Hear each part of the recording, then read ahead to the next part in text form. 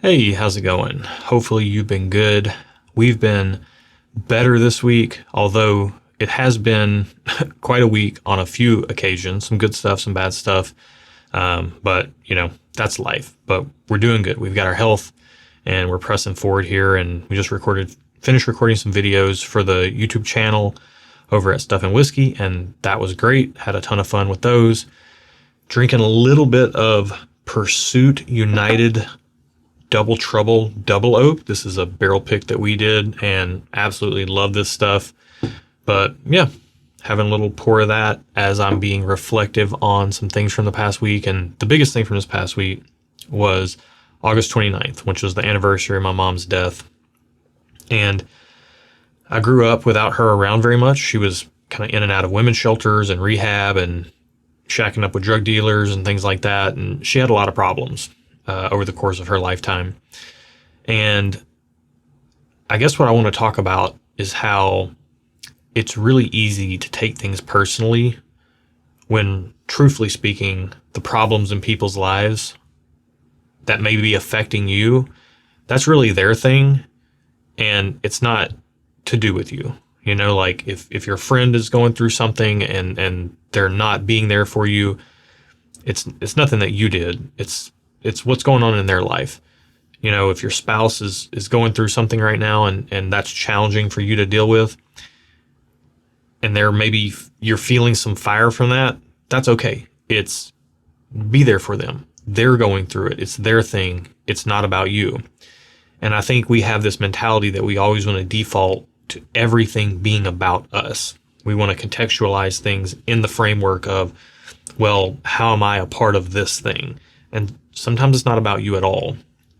And I had to learn that the hard way growing up, because what my mom was going through with addiction and depression and who knows what else that I was too young to even realize at that time, it was very easy for me to feel like that was about me. Like, why can't mom love me and my sister enough to beat the things that she's struggling with?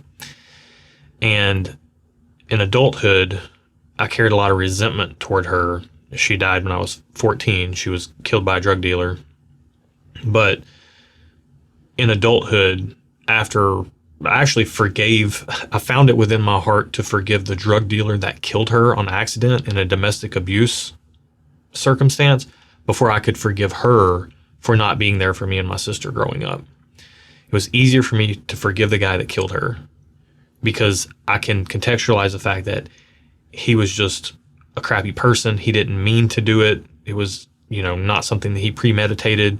It was a domestic abuse dispute that had gone awry and he accidentally killed her. I can contextualize that accident. It was far more difficult for me to realize that it wasn't about the fact that she didn't love me and my sister enough, my mom, but more about the things she was struggling with.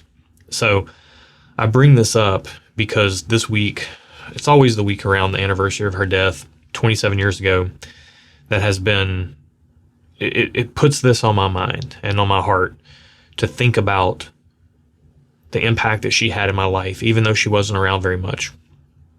Think about the impact she had in my sister's life, the wreckage that we had to deal with in our own lives, and the wreckage that we caused to other people in our own lives because we were dealing with the pain and the damage that my mom had caused to us and to other people in her life. So the things that she was going through weren't about my sister and I, but we had the choice to either continue that cycle, to continue to push that envelope down the way and affect the next generation of children, or we had the ability to decide that we were going to be bigger than that and we were going to break those chains and we were going to overcome the challenges that we faced and we were going to give the next generation something better than that. And, those things that my mom went through, they weren't about me and my sister. She was dealing with those things before we ever came along. And if she was still alive, I'm sure she would still be dealing with those things. I don't know if she ever would have gotten past it.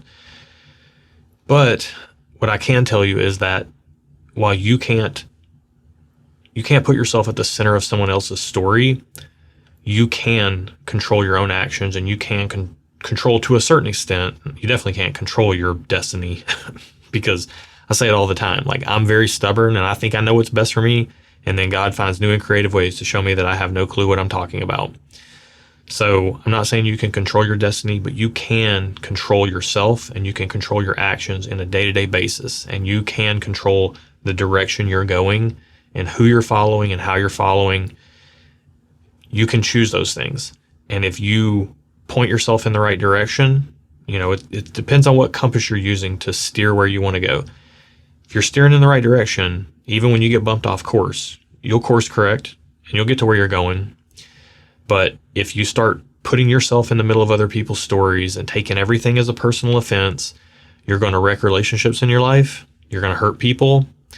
You're going to take things personally that aren't personal, and you're going to miss out on the opportunity to be there for people who need you there when their life is challenging and you feel like that challenge is coming at you somehow, it is imposing on your life or making you feel some kind of way.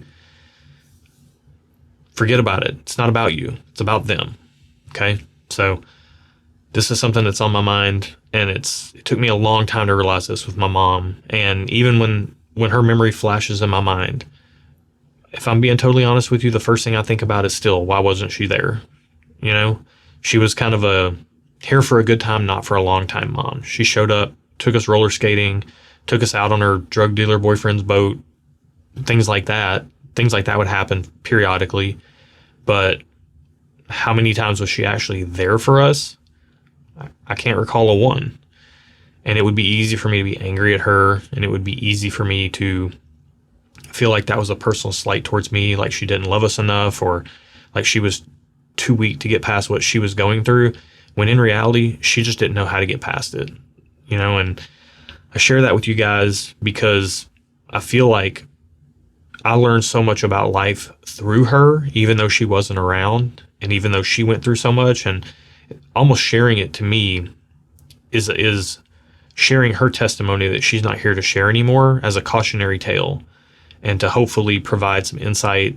And maybe if it can just trip one thing in your brain, or one thing in the situation that you find yourself in that may be particularly challenging, if that can make something click for you and help you reframe things in a way that is going to be more beneficial for you and your loved ones going forward, then it's a story worth sharing. And that's why I share it. So in her memory, I'm not going to raise a glass to that because she definitely struggled and she doesn't need any glasses raised to her. But I am going to be thinking about her, and I'm going to be raising a glass to you wherever you're at.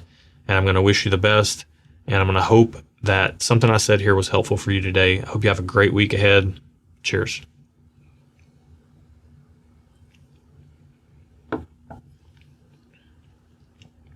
Man, Pursuit United is doing such good stuff. I mean, we did pick that barrel, so I already know I like it, but wow, that is very good whiskey. Check Pursuit out if you haven't yet, and if you like bourbon. All right, that's going to be it for this week, guys. I hope you have a great Labor Day. This will probably get posted either the Saturday before Labor Day, which I'm recording it right now, or potentially the Sunday before Labor Day. But I hope you have a good Labor Day. I hope you have a safe Labor Day with loved ones, and we'll see you next week. Cheers.